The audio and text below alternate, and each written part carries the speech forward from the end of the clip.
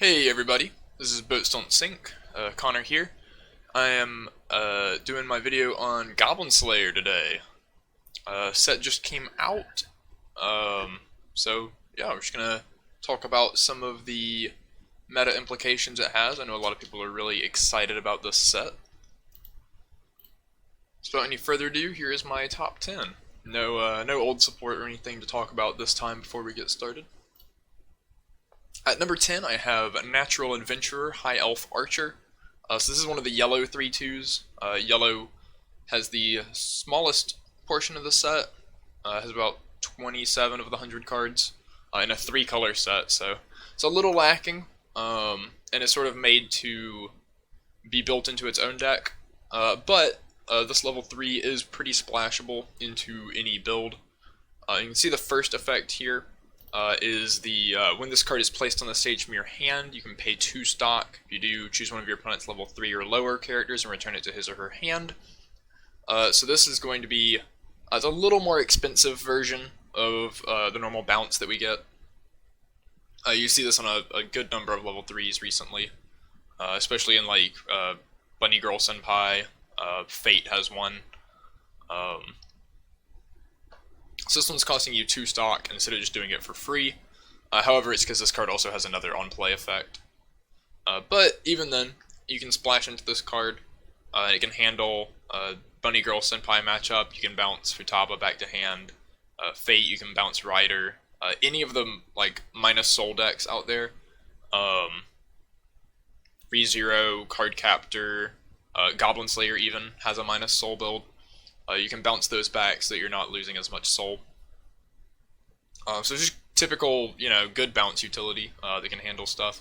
Can also open up direct attack lanes, so you can beat counters and stuff like that. The other effect on the card is the Musashi effect. So once per turn, during the turn that you played it, if they cancel the damage, you mill top card of your deck and deal that card's level +1 to your opponent. So even in addition to being a bounce utility, you also get a finisher effect out of this that's not tied to a climax. So it can just help you with that little additional bit of push, especially because you can put this in the direct attack lane that you've now bounced, and swing for like 3 or 4 with it. And if it sticks, great. If it doesn't, you still get some damage through probably. If you're trying to color fix into yellow, because like I said, yellow is a bit of the build around color for the set, so it's a little harder to splash into other decks. There is a yellow runner that's pretty generic. It's just a free runner at 1500, and on attack it can shuffle 2 characters back into your deck to get a soul. So with these two together, you can fit like 6 or 7 yellow cards into your deck and get some cool utility out of it. At number 9, I have Enchanting Looks Witch. So this is a 3/2 assist for 2000 power to the characters in front of it. And during your opponent's turn, if you do not cancel an attack or damage, you can look at the top card of your deck and put it on top or into your waiting room. So this is the same effect that you see on a card like Futaba as Oracle. One of Persona's sort of main defensive level 3s that you would see in the blue builds. Very similar. Notable in that these two are some of the only versions of this effect that don't have to be in the center stage to activate. Sword Art Online has the Full of Vigor Yui, and like Fate Apocrypha has an Archer of Red, but all of those have to be in the center stage. This one gets to just sort of chill in your back, so it's a lot harder for your opponent to remove. But the part that's unique about this witch is that it also is in a set with standby. So you can pretty easily get this into play at level 2, and be providing a 2000 power boost to your characters and have the defensive scry up, which, it's going to reduce the amount of damage that you're taking over time. So your opponent sticks an attack for 2. Now their next attack is effectively 1 extra soul, but not dealing an extra damage, right? So you're more likely to cancel their attacks as they progress. And it's also just very powerful against any decks that have like burn 1 effects later in the game. So against like Attack on Titan, for example, you get to, like, every time they hit you for 1, you get to make sure that their next attack is less likely to stick, which is pretty strong. In addition to that, being a 2000 assist, it fits into the standby deck's game plan very nicely. If you're playing like the 2/2 Goblin Slayer, which is a 10k with Encore on its own, so now it's a 12, turns your 3/2 healers in that deck into like 13 5s. So something that has a lot of synergy with that deck as a whole, and is one of really the big draws to the standby deck. It also, with Gate Scroll, needing 5 characters, so this is an event counter. You get to choose one of your opponent's characters in battle and return it to their hand. So it's effectively like anti-damage, but it returns their character to hand. It does need 5 characters on your stage though, and with which making your characters a lot stronger, they're more likely to live on offense so that you can defend with Gate Scroll easier. Moving into number 8, I have Innocent Virgin Priestess. So this is a 1/0. Glancing at its text, you're going to notice that it's very similar to Married Life.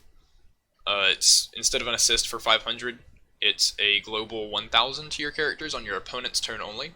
So it's a little more defensive. But when you play a climax in your climax area, instead of choosing one of your characters and giving it 1000 power, you get to choose 2 of your characters and give them 1000 power. I don't know why they thought this was okay, but they printed it. I don't know how this balances out, but whatever. We get to give 2 characters 1000 power. It has great synergy with any level 1 combos, really, whether they need to reverse or not. Some of the ones in this set do need to reverse, so obviously the 1000 power with their climax is very good.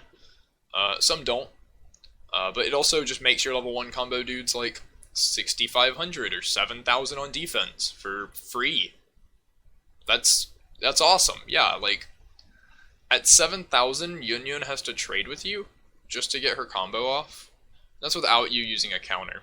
So that's some solid stuff right there. It also means that you can counter up to like 9 with Goblin Slayer 1/0 and 85 with Sword Maiden, which are just really big numbers, and you're turning off pretty much every on-reverse effect at level 1 at that point. And a lot of the time probably just winning at level 1 regardless. This is pretty sweet. Very, very powerful card defensively, and offensively, right? Because you're pumping 1k on offense, you're constant 1k on defense. Then we also have, moving into like later in the game, this is an extra 1000 power that your Priestesses can get on defense, or your Goblin Slayer 3/2 early plays. So at level 2, your early plays get a little more defense to stick around. They also get more offense, so that they can run over your opponent's characters and not lose to like counters and stuff, which is especially important for Priestess, because she's going to want to stick around on board to get her minus soul effect off. At number 7, we have Burdened by Fate Goblin Slayer. So this is the 3/2 early play that you saw in the last slide. Its early play condition is having 4 or more order characters, so he just comes down early on a full board. During your turn, he gets plus 500 power for each of your other order characters, so he's 11-5 on offense, 95 on defense. And the main effect that we're playing him here for is on play from hand, you can discard 1 to search your deck for an event card, reveal it, put it in hand, and shuffle. So these are the main event cards you're going to be searching with it. As you can see, this set has a lot of good events, and it's not uncommon to see a deck playing all of these.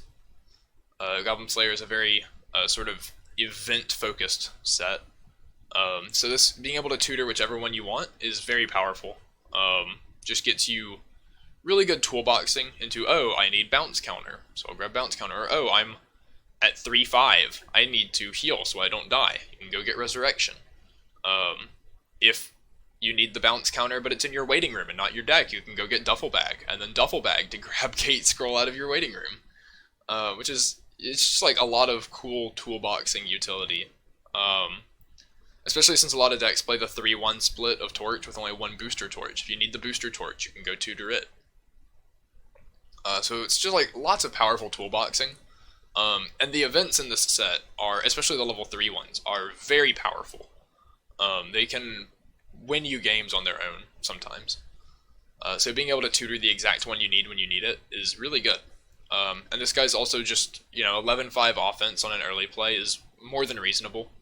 And with all the like power support we have, you can get this guy up pretty big. So he can run over your opponent's early plays and anything like that. Number 6, I have Resurrection, one of the said powerful events in this set.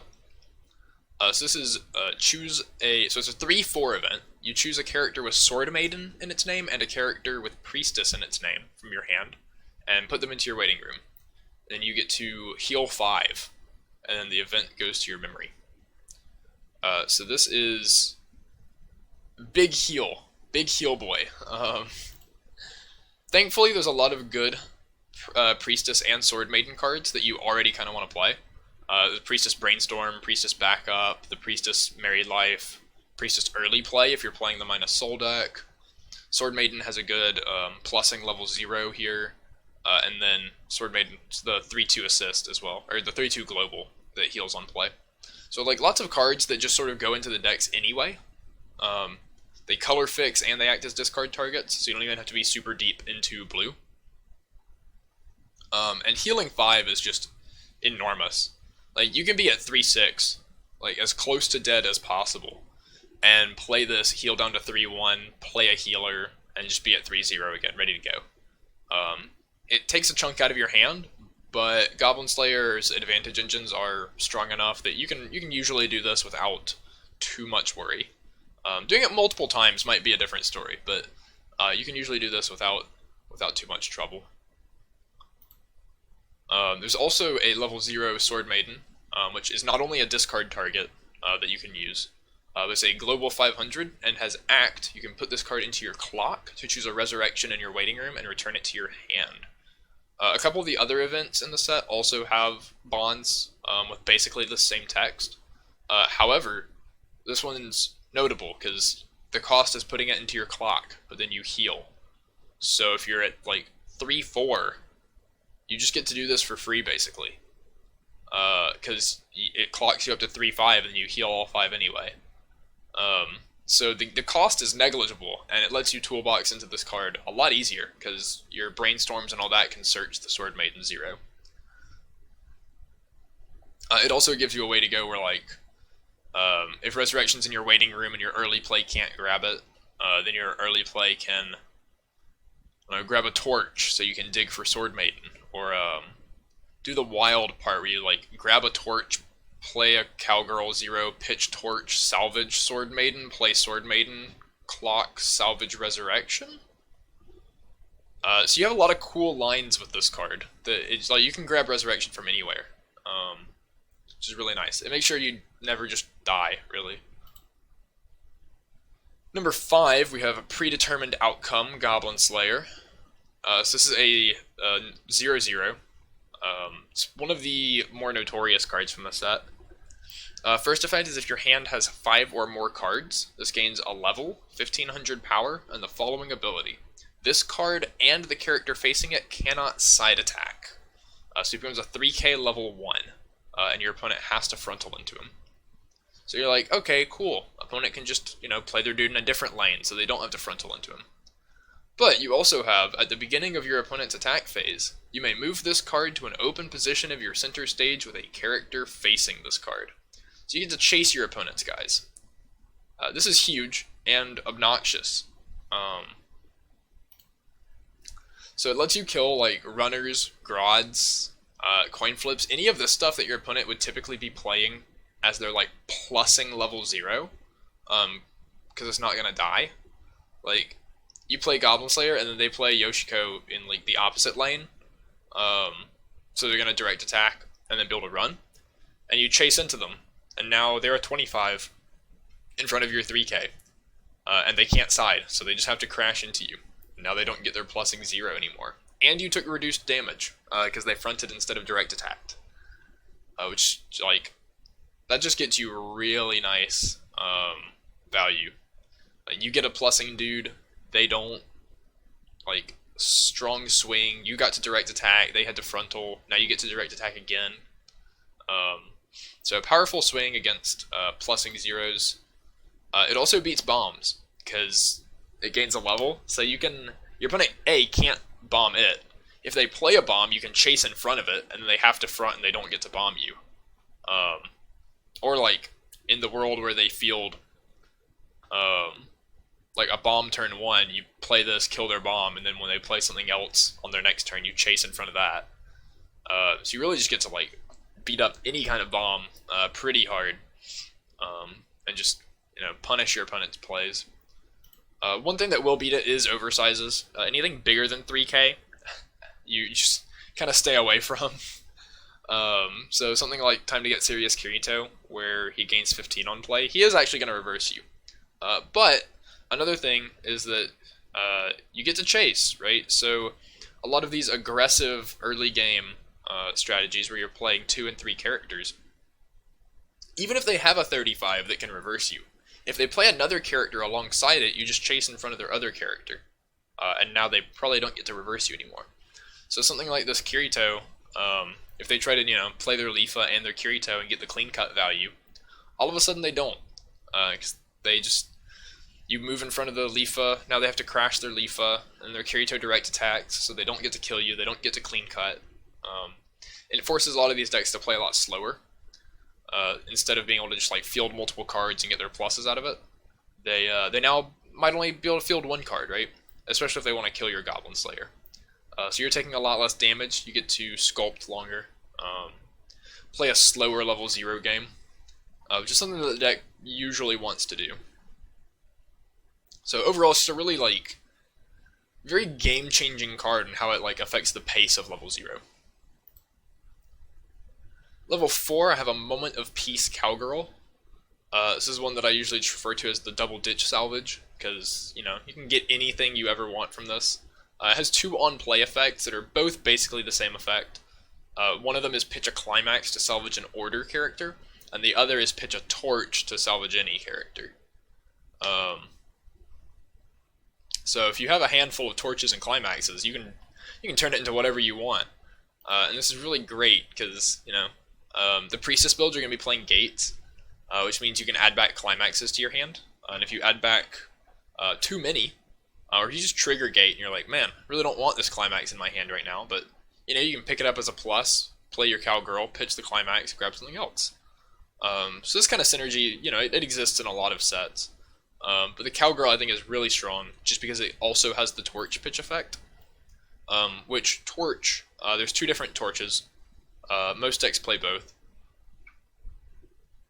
It is it's an event that you can grab off your level 1 combo, which is the main level 1 combo this set's usually going to be playing. It's on attack, search your deck or discard for a Torch, put it in hand. One of the Torches lets you move one of your characters to move one of your opponent's characters to an open position. It's good for killing pesky back rows that you really want to like get rid of. Against Love Live Sunshine, for example, like Capture Stance Kanon, you can get rid of, or even just a Brainstorm in some deck. So you might grab this off your level 1 combo, and then it ends up coming to the point where you can't use it effectively, or you don't want to use it. And since you can't really turn it into anything else of value, you can play Cowgirl to pitch it and salvage something. So it means there's a lot less risk with grabbing this Torch and playing this Torch. And the other Torch is just a check top 4, add an Order character. But sometimes you might not want a mill, or sometimes you might want a specific character instead of just checking top 4 to add something. So you can hold the Torch instead of using it as like a counter, and then play Cowgirl, pitch it, go grab whatever else. So the card just it gives you a lot of utility and versatility, so that almost anything that you grab off of like a combo or a Climax or anything like that, you can turn into whatever else you want later, once you have more information and all that. At number 3, I actually have one of the Box Topper promos. So this is an Ordinary Piece Cowgirl. This card is, again, rated very highly for its hand-fixing potential. Its first effect is on play, reveal the top card of your deck. If it's an Order character, put it into your hand, and then choose a card from your hand, put it into Waiting Room. So it's a very typical effect, just top check filter. And the other effect is on play, you can discard an Order character to draw a card. So both of these effects show up every now and then. Especially the first one. Neither of them are super unique, but when you put them on the same card, you now have 2 hand fix effects on the same card, neither of which require like specific cards in your hand. So it's a little more free on what you get to discard to get your hand fixes than the previous Cowgirl is. But it's also nice because you can draw anything off of the second effect. So it's actually just drawing a card. So if you're trying to dig for like a climax or an event, you can play her, reveal the top card of your deck. If it's the climax, then you just pitch a character and draw it. If it's not a climax, then it'll be an order character. So you have to add it to your hand, discard a card, and then discard another one to draw the next card. So you get to dig 2 deep. And digging 2 additional cards, like early game, level 0 and 1, trying to find your level 1 climax, 2 cards can make a difference, right? And if you field 2 of these, you've dug 4 cards. So it's like, imagine playing a Winter Akatsuki, but instead of trying to find your like level 1 combo character, you're trying to find your level 1 climax. That's pretty powerful. That actually exists. It's called Kome. It's on the restriction list in Japan. So yeah, like this is just a really, really powerful hand fixing card, and it's very unique in that it can grab all these like climaxes and stuff, increase consistency that way. Number 2, I have Pure Aid Priestess. So this is the level 3 early play Priestess that you've seen on a couple of slides thus far. So it's got a climax combo and an early play condition. The early play condition is having True Bonds Goblin Slayer in your clock. So True Bonds is an alarm. Beginning of climax phase, you get to look at top 2 of your deck and put them back in the original order, which we'll see why that's important in a second. And it's also, when it becomes reversed, you get to reveal up to 3. If you reveal 1, add an order character, and then discard a card, and put the rest in the waiting room. So that's the early play condition. So it's a pretty good 0 anyway, that you can be playing. And then, you know, it gets to top check you and all that. On play, you draw 2, discard 1. So we get to dig for our own climax, extra copies of itself, and just cantrip in general. And then the climax combo is on attack. If the gate's in play, reveal the top card of your deck. If it's an order character or an event card, gain 1500 in the following ability until end of opponent's next turn. At the beginning of your opponent's attack phase, all of your opponent's characters get -1 soul until end of turn. So now you see why this, you know, look at top 2, put them back in the original order is pretty good. It lets us confirm that we're going to get this effect. So if we see a climax, we can just attack with our character that's not the early play. And then any card that we see on top that is either a character or event, we just attack with our early play, guarantee the top check, and move on. So this is very comparable to like the other minus soul combos that see play right now. None of them are super popular. Oh, well, let's go back here. None of them are super popular, but the Amelia probably sees the most play. But the thing about all of these is that they choose 2 of your opponent's characters and give them -1 soul. Or in the case of the Armored Titan, the character facing it gets -2 soul. But any of these that choose 2 characters to give -1 soul, A, they're only giving -2 soul each, right? And B, they have to choose, which means characters that can't be chosen can't be -souled. So against a deck like Attack on Titan, where they can put the Arm and Assist behind 2 of their characters, now you only get to choose 1 character, so you're only -1 soul per combo that you get off.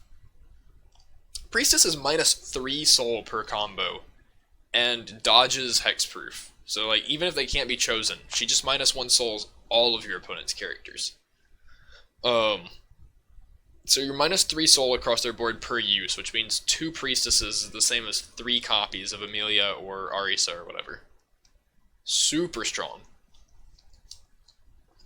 Also, fringe case if your opponent has like attack in waves sword art, it -souls their backstage too. So if they try to like swap their characters around during attack phase to attack, they still get -soul, which is pretty awesome.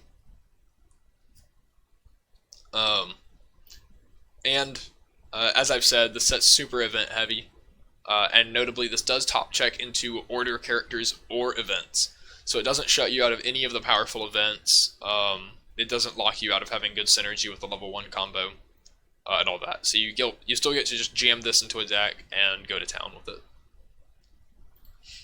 My number 1 card in the set, I don't think anybody would be surprised with this.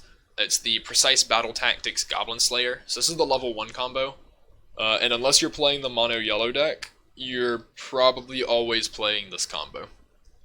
So it's a 4,000 power, and if you have 2 or more order characters, it gains 2k. So it's a 6k base, which is already a little higher than normal. Most level 1 combos are only sitting at like 5,000 or 55. It's on par with like Bunny Girl Union. She sits at 6. And then we have a climax combo that's not on reverse, unlike Bunny Union. That is on attack if the climax is in play and you have another order character. You get to choose one of the following effects and perform it.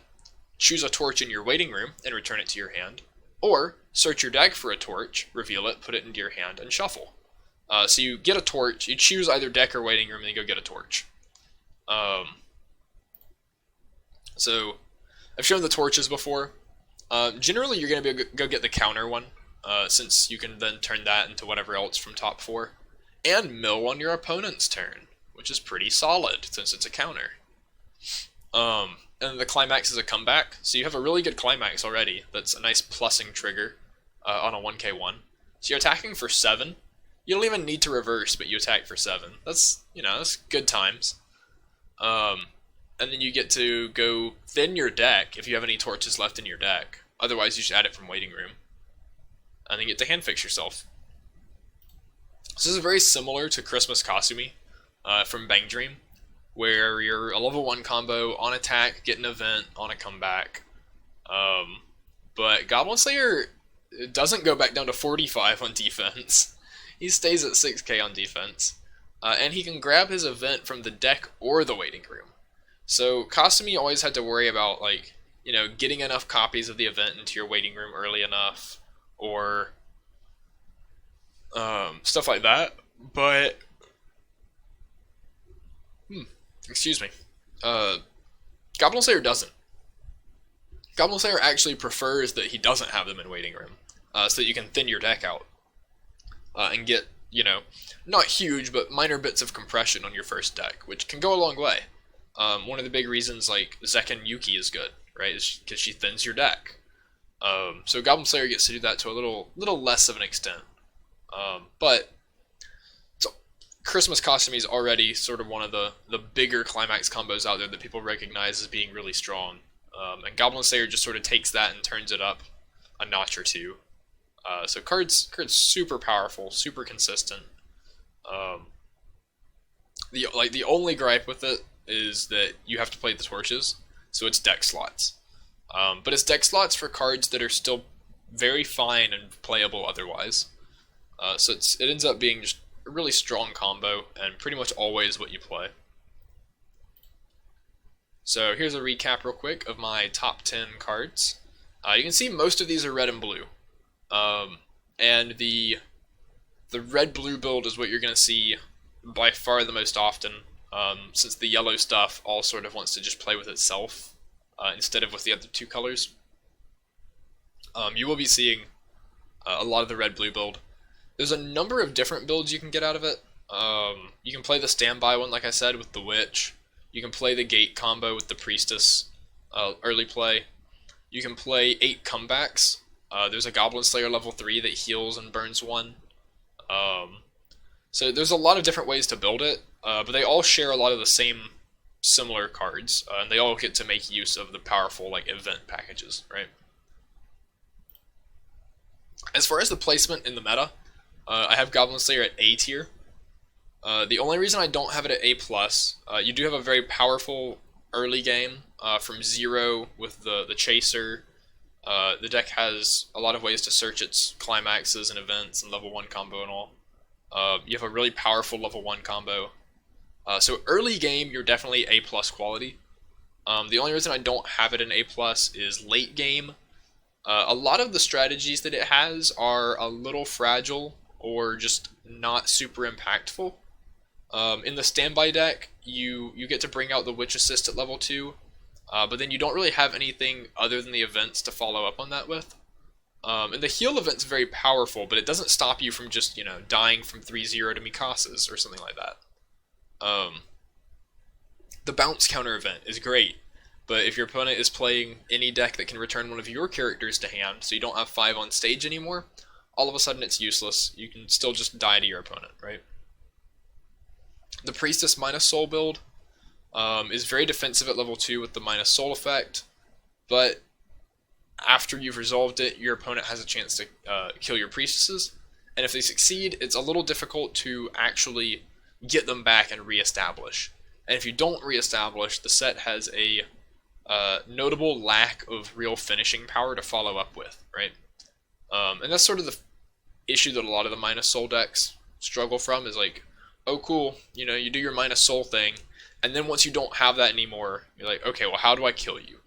And your best answer is like on reverse, pay 3, deal 2 in this set, which isn't terrible, but it's not an explosive end game that closes things out if Priestess doesn't work out. So a lot of times, if Priestess dies, you should end up playing a lot of cheap characters trying to crash and cancel until you can reestablish your combo. So like your top end falls apart a little bit. Any game where your events get to actually have like full impact, you're still very powerful. Like, there's no doubt that this is a powerful A tier deck, and very, very high up. I expect it to do a lot in the spring, be on a lot of the topping teams.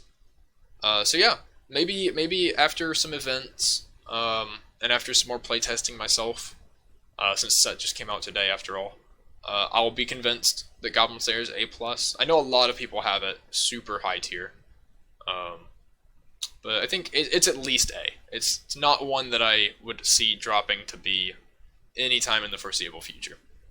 So, thank you guys for watching. You know, Twitter, Facebook, Discord, all that stuff. Join all the communities, follow me. I will hopefully be having some deck list videos for Goblin Slayer up soon, once I figure out how on earth to build them. Big issue with, you know, all these event-focused decks, right, is that you have to actually find room for the events in your deck, and that takes out room for characters, which you also need. So, the decks are not easy to build for Goblin Slayer, but I should have some up, hopefully, within the week. So yeah, thank you guys for watching, and I'll see y'all next time.